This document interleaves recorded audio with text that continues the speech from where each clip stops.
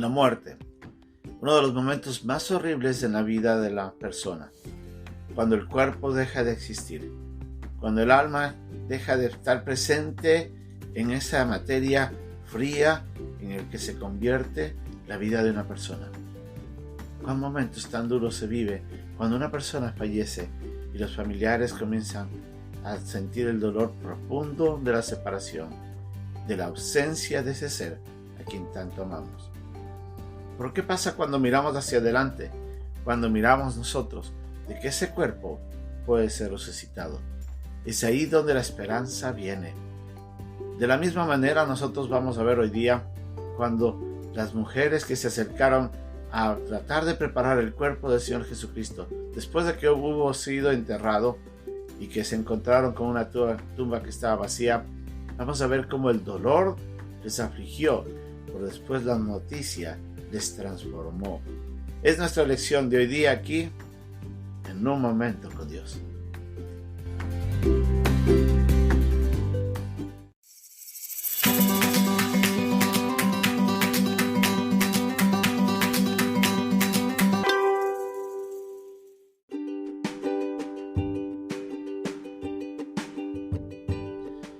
El pasaje de hoy día se encuentra en el capítulo 16, versículos 1 al 8 de Marcos.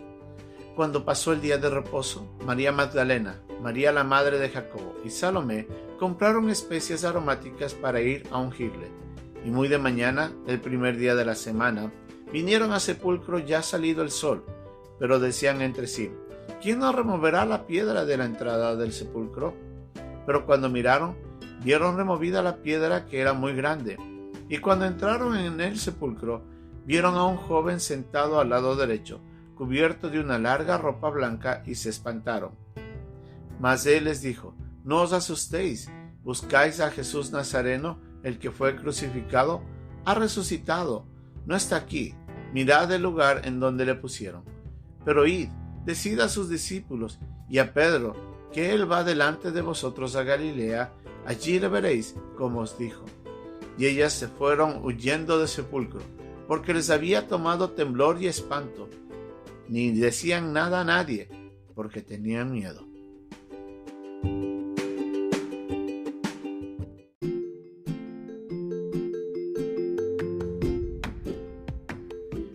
María Magdalena, María la madre de Jacobo, Salomé y otras mujeres habían ido el día anterior a comprar unos elementos para poder embalsamar el cuerpo del Señor Jesucristo. Como habíamos visto en la lección anterior, la premura de poder enterrar al Señor aceleró todo el proceso y no pudieron preparar el cuerpo debidamente para ser enterrado. Pensando en esto, estas mujeres se levantaron un día después de todo a comprar las especies, y ya en domingo se levantan ellas y van muy temprano en la mañana, como dice el primer día de la semana. Se levanta en oscuro y dice: vamos al lugar donde estaba nuestro Señor enterrado. Vamos a preparar el cuerpo, a embalsamarlo como debía ser. Yendo hacia allá pensaban: ¿quién va a ayudarnos con la piedra? Puesto que era muy grande, pero no sabían lo que estaba pasando. Asombradas, cuando llegan, se encuentran con que la tumba estaba vacía.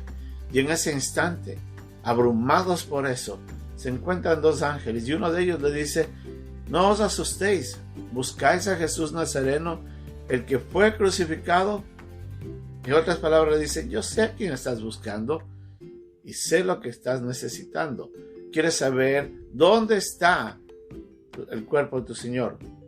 Y le dice de esta manera: ha resucitado. ¿No es asombroso? Él ha resucitado. Obviamente, para estas mujeres en ese instante, el escuchar de que el Señor se había levantado de entre los muertos no era algo que podían comprender fácilmente. Y aunque el mismo Señor Jesucristo había venido hablando una y otra vez de que Él se levantaría de los muertos, aún a sus propios enemigos les dijo que en 3 días Él resucitaría, nadie comprendía la verdad tan profunda de este hecho tan significativo. Asombrosamente, el Señor Jesucristo había resucitado. Como lo dice Francisco de la Cueva en uno de sus libros, este hecho representa 3 cosas. En primer lugar, es un hecho histórico. Y es un hecho histórico porque hubo pruebas, testigos de la resurrección de Cristo. Aún los propios enemigos por parte de los soldados escucharon el reporte de que había pasado algo, que en la mañana, en esa madrugada, había habido un temblor y la puerta del sepulcro fue removida, y en ese instante se dieron cuenta de que no estaba el cuerpo de Cristo. Y le pagan dinero los cobardes sacerdotes para decirle: vayan y nieguen todo esto y digan de que los discípulos habían robado el cuerpo. Para los discípulos esta fue una verdad que fue testigo, de la cual fueron testigos muchos, como nos dice Pablo en su carta a los Corintios. Pero también este hecho fue un hecho de apología. Él demostró de esa manera que él era el Mesías. Era un elemento apologético porque estaba de esa manera manifestando su deidad, y que él era el Mesías y que él tenía el poder para vencer la muerte y levantarse de entre los muertos. Como él mismo dijo: yo tengo poder para dar mi vida y para volverla a tomar. Pero este hecho también nos trae una verdad teológica fundamental para nosotros. Es a través de la resurrección de Cristo y nuestra fe en eso que nosotros somos justificados. Nos dicen Romanos en varios de los pasajes que la obra de la resurrección de Cristo trae justificación al creyente. Aún el mismo Romanos, en el capítulo 10, versículos 9 y 10, dice que si confesares con tu boca que Jesús es el Señor y creyeres en tu corazón que Dios le levantó de entre los muertos, serás salvo, porque con el corazón se cree para justicia, pero con la boca se confiesa para salvación. El Señor se había levantado de entre los muertos.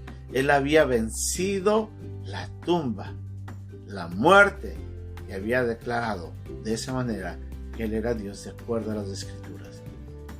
Pero el ángel les dice a estas mujeres: vayan y cuenten a otros lo que ha pasado. Vayan y díganle a sus hermanos de que el Señor irá hacia Galilea y allá los esperará. Y esas mujeres, dice la Biblia, que aún temblando y temerosas, porque todavía no estaban entendiendo todo lo que estaba pasando, van y les cuentan. Y obviamente los discípulos no les creyeron. Pero la resurrección, después de unos días, y cuando el Señor se manifestó en esa misma noche, comenzó a dar sentido a todo lo que les había dicho. Para los discípulos fue en el instante cuando comenzaron a ver de que todo lo que el Señor había dicho, lo que Él había expresado durante todo ese tiempo, se había cumplido. Esa es nuestra esperanza.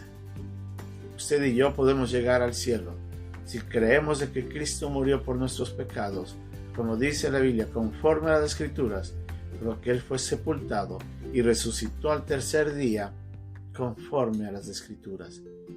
Usted puede ser salvo si usted cree que Cristo murió por sus pecados y que Él resucitó para ofrecerle a usted también la oportunidad de vida eterna. Y la Biblia nos dice que si eso lo hace y cree de su corazón, usted será salvo. Pero la Biblia también nos dice a nosotros, los que ya somos salvos, que tenemos que ir a hablar de esta verdad. El Evangelio es eso, hablar de la muerte, la sepultura y la resurrección de Cristo.